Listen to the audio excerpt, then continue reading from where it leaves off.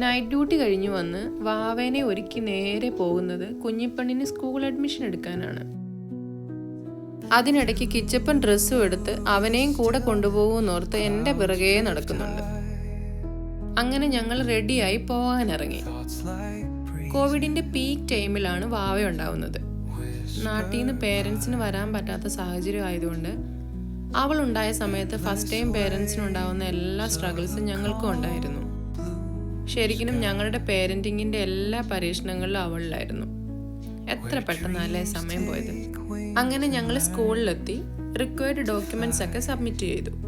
ഇനിയും വാവയ്ക്ക് ഒരു ചെറിയ ഇന്റർവ്യൂ ഉണ്ട്. ഇന്റർവ്യൂ എന്താണെന്നറിയാത്ത വാവയ്ക്ക് ഇതൊക്കെ എന്ത്. പോയ വാവ ഒരു 30 മിനിറ്റ്സ് കഴിഞ്ഞ് എത്താഞ്ഞപ്പോൾ ഞങ്ങൾക്കൊരു ചെറിയ ടെൻഷനൊക്കെ തോന്നി. അങ്ങനെ കുഞ്ഞൻ തിരിച്ചെത്തി.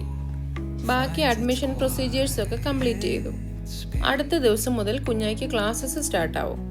കുറേ കാര്യങ്ങൾ അതിനു മുന്നേ ചെയ്യാനുണ്ട്. അതൊക്കെ ഇനി അടുത്ത വീഡിയോസിൽ.